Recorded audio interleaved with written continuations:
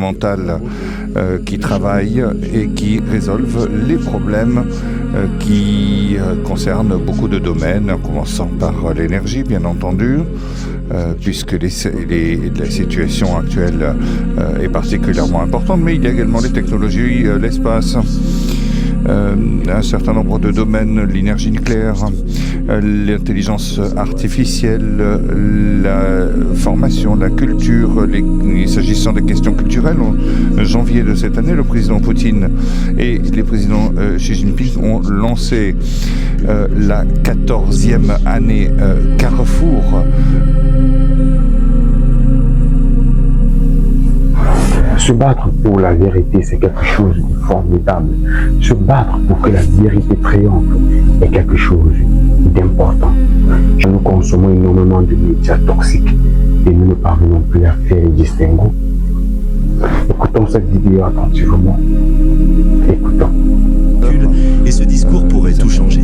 À Pékin, Sergueï Lavrov envoie un message clair sur les tensions mondiales, l'Occident et l'avenir des alliances. Écoutez attentivement chaque mot. Nous avons pu tenir des négociations avec le ministre des Affaires étrangères, M. Van Yi, sur un nombre important de questions, très importantes pour nos relations bilatérales, mais avant toute chose, sur les problématiques internationales, surtout que la situation internationale s'aggrave à cause de nos collègues occidentaux en Ukraine, en Amérique latine, au détroit d'Ormuz et dans d'autres parties du continent euro-asiatique. C'est la situation qui a des conséquences directes sur nos relations bilatérales entre n'importe quels États, non seulement la Russie et la Chine, mais les relations avec nos partenaires de l'Organisation de coopération de Shanghai, avec les BRICS, avec d'autres institutions multilatérales. Et à cet égard, nous avons vu comment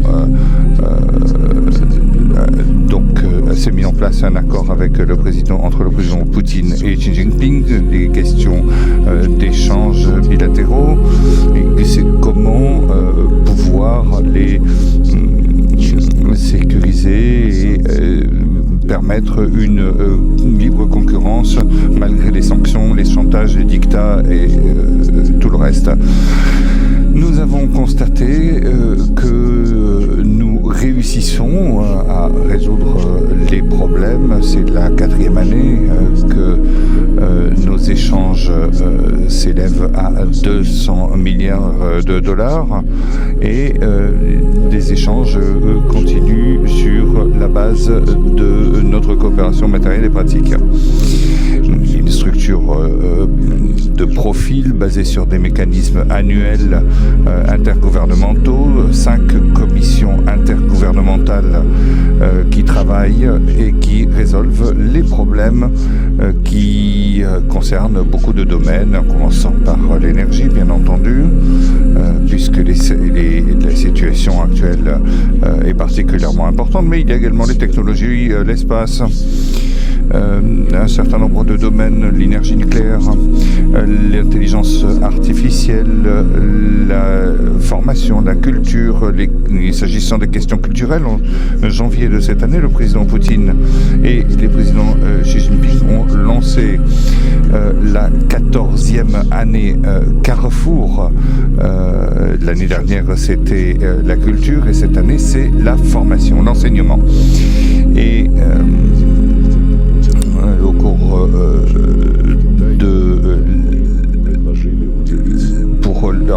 de la préparation de la visite du président Poutine, nous avons prévu de travailler dans ce domaine et d'accorder une importance particulière pour ce sommet. Mais bien sûr, sur le plan international, nous sommes particulièrement intéressés sur le fait qu'il convient, suite aux tentatives des États-Unis et de l'Occident, qui veulent renouveler leur hégémonie suite à une expérience de 500 ans de soumission à leurs intérêts, de garantie des mécanismes d'administration du monde qui se fait sur le compte des autres,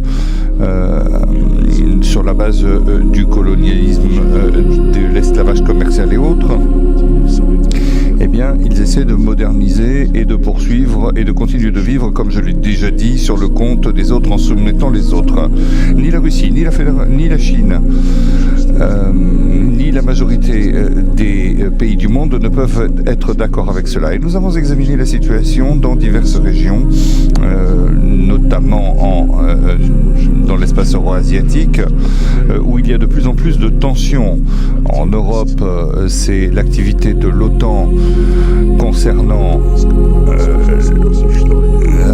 la recherche de nouveaux moyens d'existence, notamment en Ukraine, la militarisation de l'Union européenne que nous observons sur un fond de crise à l'intérieur de l'OTAN, comme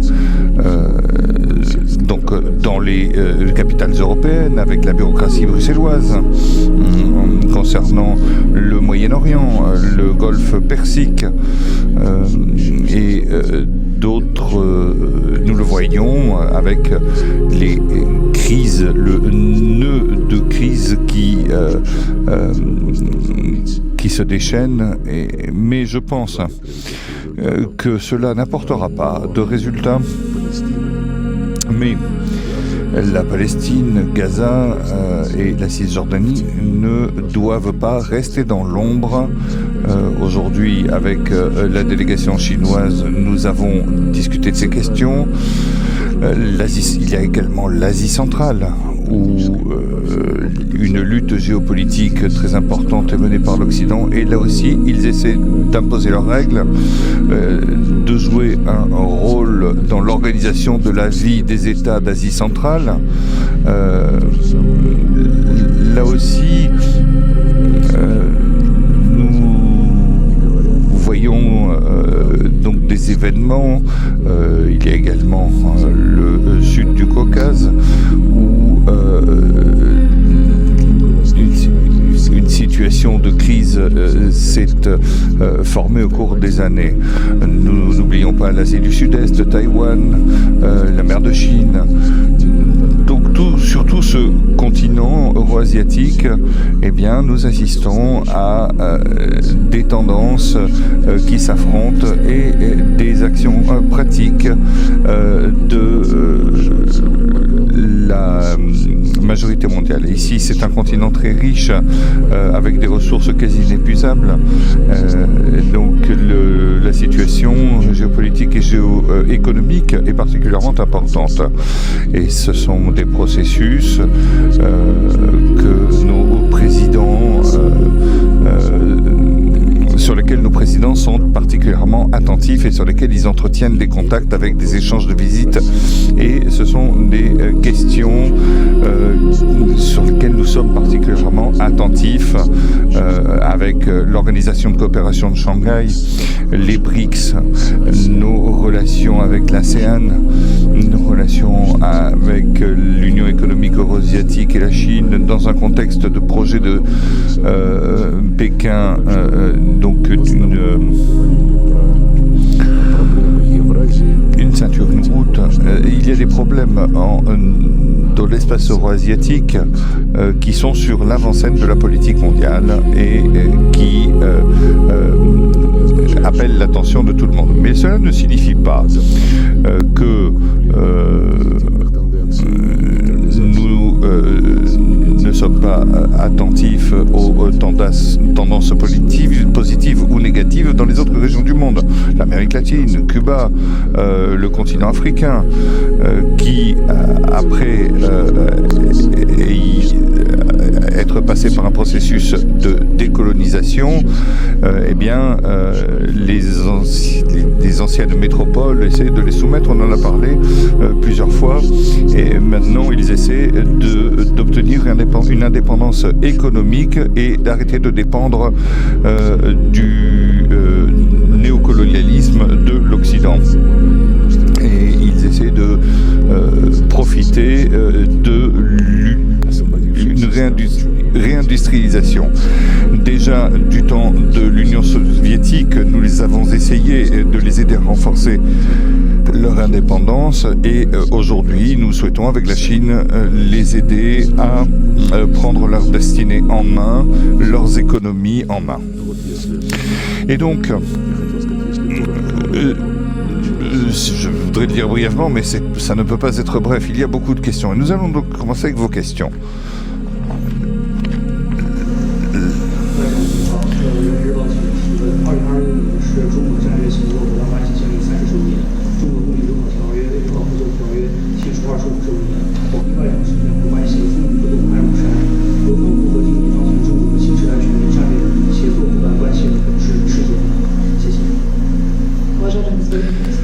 Monsieur le ministre, j'ai la question suivante.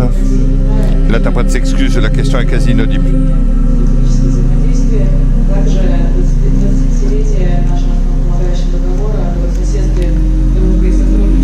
Il parle des questions de bon voisinage et de coopération pour des relations stables. Comment la Russie souhaite s'impliquer dans ces relations. Je suis parfaitement d'accord, dit le ministre, avec vous concernant ces relations. Ce sont des relations qui se font contre vents et marées. Ce n'est pas simplement un slogan, c'est une constatation. Faite dans le cadre de nombreux processus, dans le cadre desquels la Russie et la Chine jouent, comme je l'ai déjà dit, un rôle stabilisateur.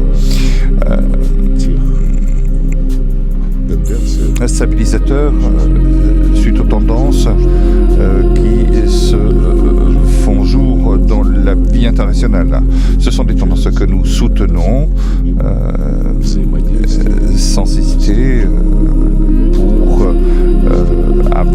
faire progresser les idéaux d'égalité, de justice, de non-ingérence dans les affaires des autres pays et de respect de la souveraineté de chacun des États et pratiquement dans le respect du droit des peuples à choisir leur propre voie de développement.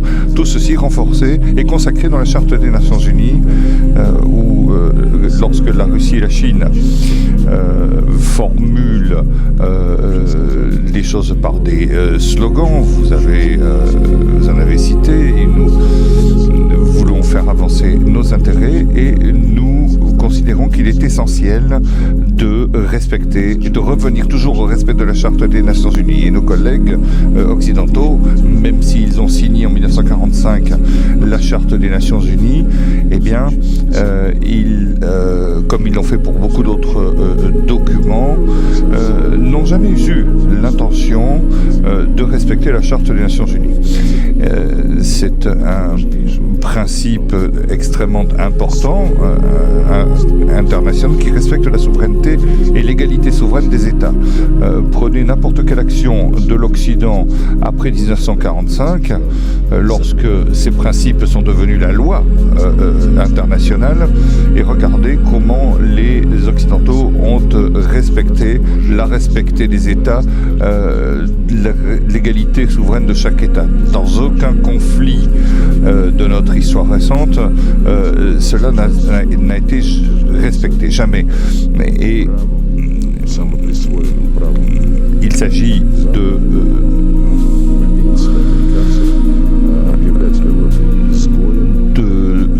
droit, et ce qu'ils essaient de faire, c'est mener des sanctions, interdire les uns et les autres de faire ceci ou cela, et en signant des accords d'échange culturel, en empêchant des festivals juste parce que quelqu'un ne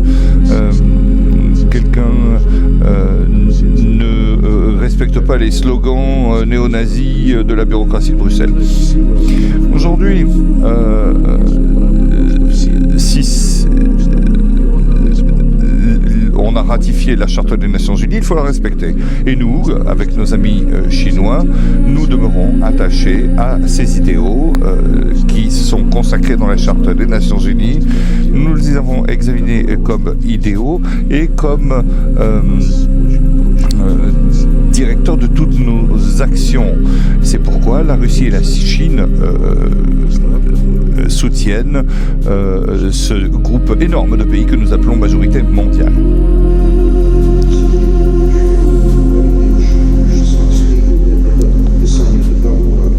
Vous avez parlé de la signature d'un accord de bon voisinage et de coopération.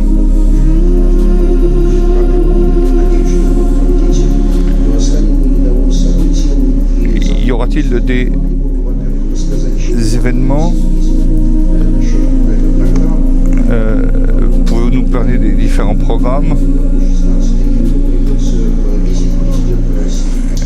Et qu'en sera-t-il de la visite du président de la Fédération de Russie en Chine? Oui, bien sûr. Je peux le rappeler, mais je ne peux pas encore dire quel sera le programme, puisque le programme qui accompagnera la procédure des accords est en cours de discussion, et vous comprendrez très bien que le programme, tant qu'il n'est pas totalement approuvé, eh bien, ne peut être divulgué. Mais c'est le cas pour toutes les visites.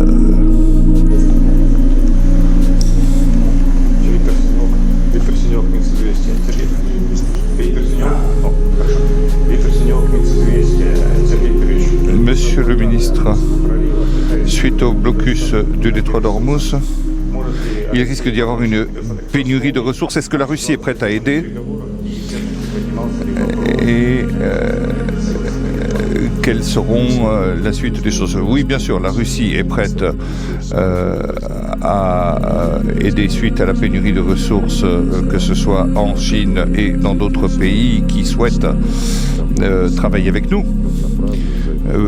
Sur une base d'égalité, la Russie l'a dit, et le président en a parlé de ce sujet, et notamment eu égard à la Commission européenne et aux États européens qui en permanence, qui se passent de notre énergie et de nos livraisons d'hydrocarbures. C'est le cas lorsque a eu lieu cette crise, notamment suite à l'agression non provoquée des États-Unis et d'Israël. Certaines personnalités européennes ont appelé la Commission européenne à respecter la souveraineté nationale des pays et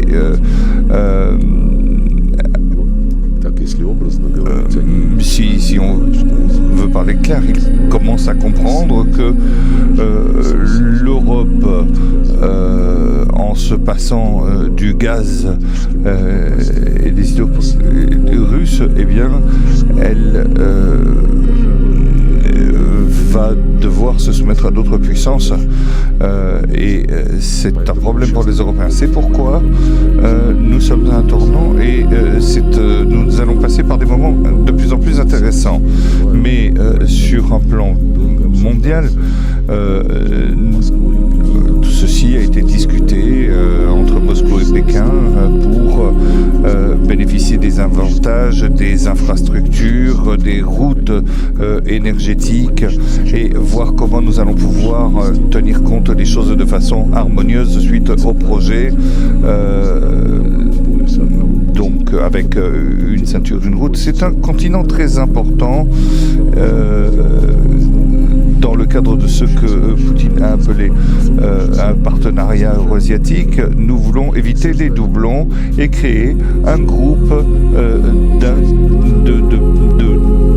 qui intègre des partis qui vont développer leurs programmes sous-régionaux et harmoniser leur manière de compléter leurs actions. C'est ce que fait l'Organisation de coopération de Shanghai. Et ainsi, il y a des accords intergouvernementaux entre la Chine et la Russie sur l'harmonisation dans l'espace euro-asiatique pour réaliser des projets de recherche de nouvelles voies avec les pays de l'ASEAN. Ce sont trois entités actives d'intégration qui essaient de se coordonner, de coordonner leurs actions et de tirer l'avantage maximal que nous donne la situation géopolitique et géoéconomique dans le fait d'appartenir à un continent, dans ce grand continent. Tout ceci a lieu dans les conditions où, donc sur les marchés internationaux, nous essayons de respecter les choses. Je rappelle que ces règles ont été dictées par l'ONU et non dans un modèle de mondialisation. Et après la Seconde Guerre mondiale, les États-Unis qui ont construit avec quelque chose avec leurs alliés et ils ont mené à bien cette mondialisation avec le rôle du dollar qui garantit le respect normalement de la libre concurrence, présomption d'innocence et beaucoup d'autres droits à la propriété, beaucoup d'autres éléments. Cela a été décidé avant l'opération militaire spéciale, sous la première administration de Trump, sous Biden, et maintenant tout ceci se poursuit dans le cadre des sanctions qui ont commencé sous l'ancienne administration et qui sont conservées avec la nouvelle administration, malgré les campagnes, et bien sûr, qui ont des conséquences directes avec une politique agressive, militariste des États-Unis. Regardez par exemple le pétrole vénézuélien. Au début, on nous a dit qu'il fallait raisonner Maduro parce que c'était le principal baron narcotique. Et puis après, aujourd'hui, on a complètement oublié les narcotiques. Toutes ces drogues viennent du Mexique, c'est pas grave, on maîtrise ça. Et maintenant, tout le pétrole vénézuélien est à nous. Et le président Trump a dit plusieurs fois la même chose à propos de l'Iran, en disant nous sommes prêts à récupérer le pétrole de l'Iran.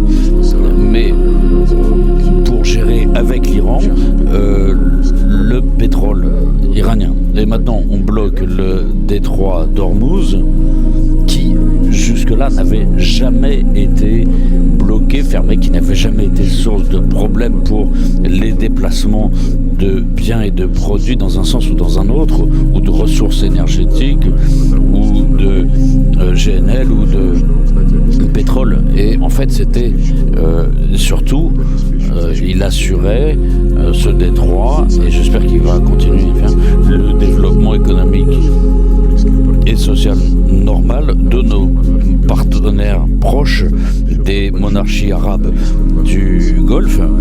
Or maintenant il y a un risque, et de l'autre côté de la péninsule arabe, là où il y a une voie d'eau importante qui relie la Méditerranée par le canal de Suez et le détroit de Bab el-Mandeb, qui est contrôlé en fait face au Yémen, en proie aux forces de Ansarallah,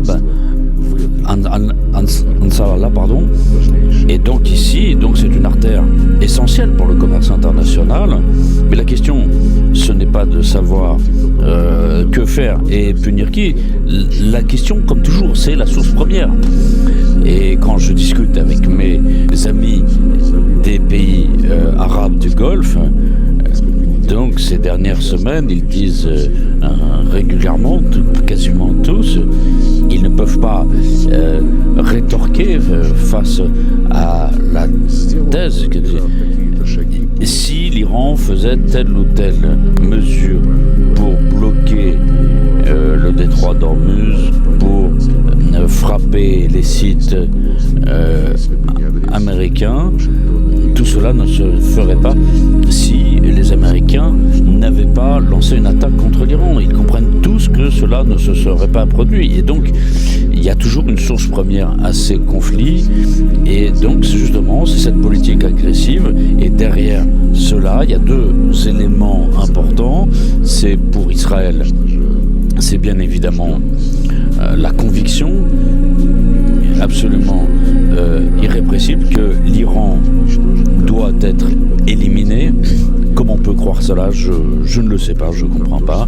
Le président Trump a dit lui-même, il avait lâché aussi il a lâché aussi, je vais détruire toute cette civilisation. Vous avez vu l'écho que ça a suscité. Mais donc il y a cette charge idéologique de vouloir renverser ce régime qui en fait incarne une culture, une civilisation qui existe depuis des millénaires. Et évidemment, un tel objectif ne peut pas susciter le respect, évidemment, auprès de l'opinion mondiale. Et on peut même pas croire qui peut faire ça. Et le deuxième élément, ce sont les marchés énergétiques que les États-Unis veulent subjuguer. Et donc, on peut parler de longtemps de tout cela. Mais en tout cas, nous avons avec la République populaire de Chine toutes les possibilités, et ça a été déjà lancé. Nous avons des capacités de réserve, nous avons des capacités projetées aussi, qui nous permettent d'éviter de dépendre de ce genre de dimensions aléatoires dans ces crises. Qu'il faut bien comprendre dans cette prise de parole de Sergueï Lavrov, c'est qu'elle ne se limite pas à un simple point diplomatique entre la Russie et la Chine. En réalité, elle s'inscrit dans une vision beaucoup plus large, celle d'un basculement du monde. Lavrov décrit clairement un affrontement entre deux logiques. D'un côté, un ordre international dominé historiquement par l'Occident, notamment les États-Unis, et de l'autre, une dynamique qu'il appelle la « majorité mondiale », portée par des puissances comme la Russie, la Chine, et les pays des BRICS ou de l'Organisation de coopération de Shanghai. Dans son discours, il insiste sur un point central, selon lui, l'Occident cherche à maintenir son hégémonie, non plus seulement par la force militaire, mais aussi par les sanctions économiques, la pression politique et le contrôle des ressources stratégiques. Et c'est là que ça devient intéressant, parce qu'il relie directement cette stratégie aux crises actuelles, que ce soit en Ukraine, au Moyen-Orient ou dans les grandes routes énergétiques comme le détroit d'Ormuz. Pour Lavrov, ces tensions ne sont pas des événements isolés, mais les conséquences d'une même logique de domination. En parallèle, il met en avant le rapprochement entre Moscou et Pékin comme une réponse structurée à cette pression. Ce n'est pas seulement une alliance de circonstances, mais une coopération profonde qui touche à l'énergie, aux technologies, à l'intelligence artificielle, et même à la culture et à l'éducation. Le message est clair, il s'agit de construire un système alternatif capable de fonctionner indépendamment des structures dominées par l'Occident. Mais ce qui ressort aussi, c'est une volonté de redéfinir les règles du jeu international.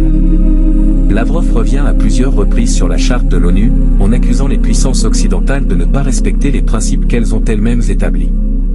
Derrière cette critique, il y a une stratégie de communication importante, se positionner comme défenseur du droit international et de la souveraineté des États, tout en attirant les pays qui se sentent marginalisés ou soumis à des pressions extérieures. Autre point clé, la question énergétique. Avec les tensions autour du détroit d'Ormuz et les sanctions, Lavrov met en avant la capacité de la Russie à devenir un fournisseur alternatif, notamment pour la Chine et d'autres partenaires.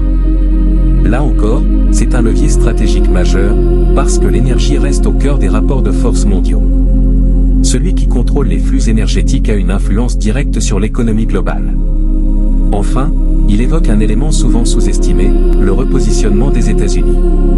Selon lui, Washington chercherait à transférer une partie du poids sécuritaire vers l'Europe pour se concentrer davantage sur la Chine. Si cette lecture est correcte, cela signifierait une transformation profonde des alliances occidentales et une Europe de plus en plus militarisée, mais aussi plus exposée. Alors, qu'est-ce qu'il faut retenir de tout ça? Ce discours n'est pas seulement une analyse, c'est un signal. Un signal que le monde entre dans une phase de recomposition accélérée, où les blocs se redessinent, où les alliances évoluent, et où les règles établies depuis la fin de la Seconde Guerre mondiale sont de plus en plus contestées. La vraie question maintenant, ce n'est pas seulement de savoir qui a raison ou tort. La vraie question, c'est, vers quel type de monde on se dirige? Un monde fragmenté, avec plusieurs centres de pouvoir, ou un monde où les tensions vont continuer à s'intensifier jusqu'à un point de rupture? Et surtout, dans ce nouvel équilibre, quelle place pour les autres régions du monde, l'Afrique, l'Amérique latine, ou même l'Europe elle-même? Parce que derrière les grandes puissances, ce sont aussi ces régions qui vont devoir choisir, s'adapter, ou subir. Une chose est sûre, ce que décrit Lavrov, ce n'est pas un futur lointain. C'est déjà en train de se jouer, maintenant. Arrêtons de consommer n'importe quel type d'information, car l'Occident impérialiste a décidé de nous anéantir. L'Occident impérialiste a décidé de ne pas lâcher prise. L'Occident impérialiste a décidé de continuer de nous mentir afin que nous puissions rester dans l'ignorance, car c'est dans l'ignorance que nous allons périr, car c'est dans l'ignorance que nous fléchissons et que lui prend l'avantage sur nous. Alors mon frère, je t'invite à liker, à commenter, surtout à partager afin que je sois toujours content de t'envoyer les bonnes vidéos. Merci.